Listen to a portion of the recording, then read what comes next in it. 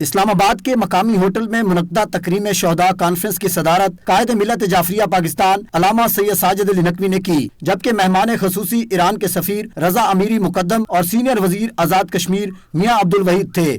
اپنے خطاب میں ایران کے سفیر کا کہنا تھا کہ اسرائیل اکیلا نہیں لڑ سکتا تھا، اس نے امریکہ کو اپنے ساتھ ملایا۔ نیتن یاہو نے امریکی صدر کو جہریت کے لیے اکسایا۔ انہوں نے کہا کہ ایران نے میزائل ٹیکنالوجی اپنے بلبوتے پر تیار کی ہے، اور اس کی وجہ یہ ہے کہ جمہوریہ اسلامی ایران کے مسلمانان جہاں کی حمایت اور بالخصوص غزہ اور فلسطین میں جو ظلم سکھائے گئے ہیں ان کی حمایت میں بولنا یہ سب سے بڑا جو ہے یہود و نصارہ کے لیے ناگوار گزرا، جس کی وجہ سے جنگ کو ہمارے اوپر مسلط کیا گیا۔ مہمان خصوصی سینئر وزیر آزاد کشمیر میاں عبدالوحید کا کہنا تھا اسرائیل انسانی حقوق کی خلاف ورزی کر رہا ہے۔ ایران کے سپریم لیڈر آیت اللہ سید علی خامنائی ایک عظیم رہبر تھے، انہوں نے پورا خاندان قربان کر دیا مگر ظلم کے سامنے ڈٹے رہے، ان کی شہادت امت مسلمہ کا بڑا نقصان ہے۔ فلسفہ حسینیت پہ عمل کرتے ہوئے کسی جابر قاہر کے سامنے جھکے نہیں، اپنا اور اپنے پورے خاندان کی جان آفرین کے سپرد کر، اور انہوں نے ایک ایسا درس دیا ہے پوری امت مسلمہ کو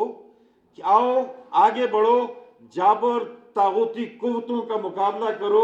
ممبر اسلامی نظریاتی کونسل علامہ سید افتخار حسین نقوی نے کہا کہ رہبر معظم سید علی خامنائی نے دلیری کے ساتھ مظلوموں کا ساتھ دیا، انہوں نے پوری زندگی اسلام کی تبلیغ اور ترویج میں گزار دی۔ سید علی خامنائی نے ہمیشہ اتحاد و بھائی چارے کے فروغ کی بات کی۔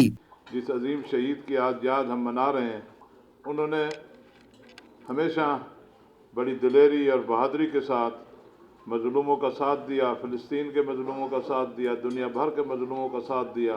انہوں نے اپنی عملی زندگی سے ثابت کیا کہ اسلام ہی وہ دین ہے جو انسانیت کو فلاح دے سکتا ہے اور انسانیت کو کامیاب کر سکتا ہے۔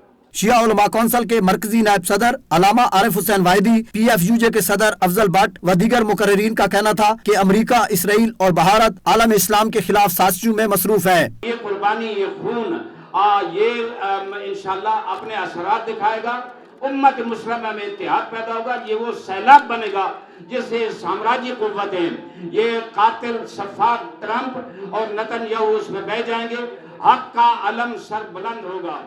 تاریخ یہی بتاتی ہے کہ مظلوم کے ساتھ کھڑا ہوا تھا تو سسٹم چینج ہوا تھا، اب بھی وقت آ گیا ہے کہ مظلوم کو مظلوم کے ساتھ کھڑا ہونا ہوگا۔ شرکاء نے منتظمین کی کاوش کو سراہتے ہوئے کہا کہ ہم سب کو مل کر سید علی خامنائی کے پیغام اور سوچ کو آگے بڑھانا ہے۔ وہ استعمار کے سامنے ڈٹے رہے اور ہر سازش کو ناکام بنایا۔ کیمرہ مین فخر حیات کے ساتھ علمدار بلوچ، سچ نیوز اسلام آباد۔